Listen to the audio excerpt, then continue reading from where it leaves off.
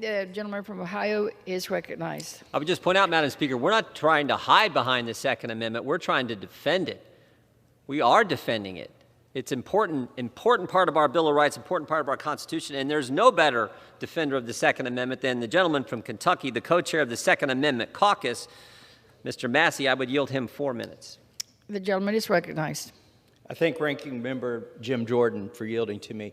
You know, I find it interesting that all across the country, Democrats are moving to defund the police. And here today in Congress, we have a bill called the Active Shooter Alert Act of 2022. Well, if they defund the police, a more appropriate title for this bill would be the You're on Your Own Act of 2022. Yes, that's right. We think you're in danger, but nobody's coming to help you because we have defunded the police. But what does this bill really do? You know, if it were anything other than an attempt to demonize guns, to panic people, it would cover things like stabbing, car violence. How come we never hear about car violence? It would cover all violence. But they've chosen to single out the Second Amendment and firearms. The technology already exists to do this. And the states that want to do it have already done it, and the campuses across the country that want to do it have implemented this a decade ago.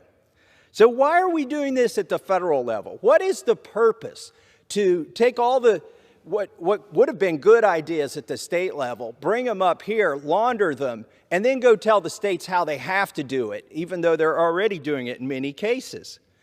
What good does a one-size-fits-all bill do when you dictate from D.C.? You know, rural Kentucky is not like urban Chicago. If you hear a gun go off in rural Kentucky, your first instinct is not to panic. Now, if your phone comes on and tells you you need to panic, you might be inclined to do that. But when you hear a gun go off in Kentucky, you assume somebody's hunting. You assume they're target practicing. They're doing something that's lawful. And in the maybe 1 out of 10,000 cases that it's not, it's just somebody poaching a deer, probably. But it ain't nothing to panic about. But that's what they want you to do. You know, it's different when you hear a gun in Kentucky than when you hear one in downtown Chicago, which gets me to the point, can you turn this system off in Chicago?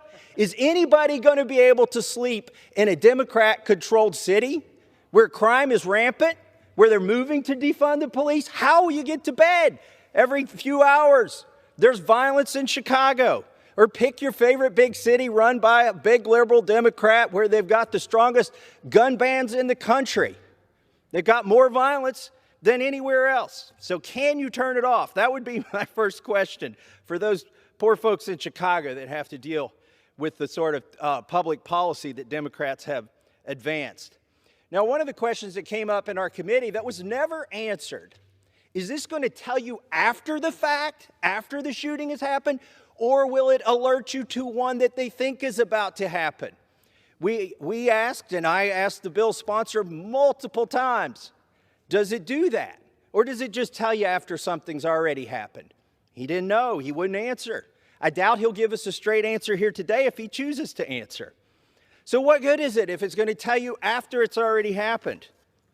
So, you know, here's what you have to wonder. Every time there's a bill in Congress, it's got a great name. At first, it sounds like a great idea. And then when you dig into it, well, somebody's already done it, and probably it's already done at the state level. So, for instance, there are a couple other bills that they passed a couple weeks ago that are already being done. They passed a bill that would ban gun trafficking. Well, the problem is that's already banned. So what you have to do is dig down and say, why are they passing another bill? What does this bill do that the one that exists doesn't already do? Well, we found out it would prosecute domestic violence victims if they acquire a firearm for their protection from a neighbor. Well, that doesn't sound like a good idea to me, but the name of the bill sounded pretty good until you dug down into it. Same thing for red flag laws. There's a version of involuntary commitment in all 50 states that already exists, but the difference is there's due process. So why are they doing a shooter alert bill here, active shooter alert bill? So, gentleman is recognized. So why are they passing a law to do something that's already being done? Well, they want to take federal control. And then what are they going to do with that federal control? They want to panic and scare the general public. so that they, with their phones, everybody's got one today. You won't be able to turn it off. Oh no, be afraid of a gun, be afraid of a gun. Here's another alert, be afraid of a gun. And that is so they can advance their other agenda, their real agenda, which is to ban all guns and to effectively repeal the Second Amendment. With that, I yield back to the gentleman from Ohio.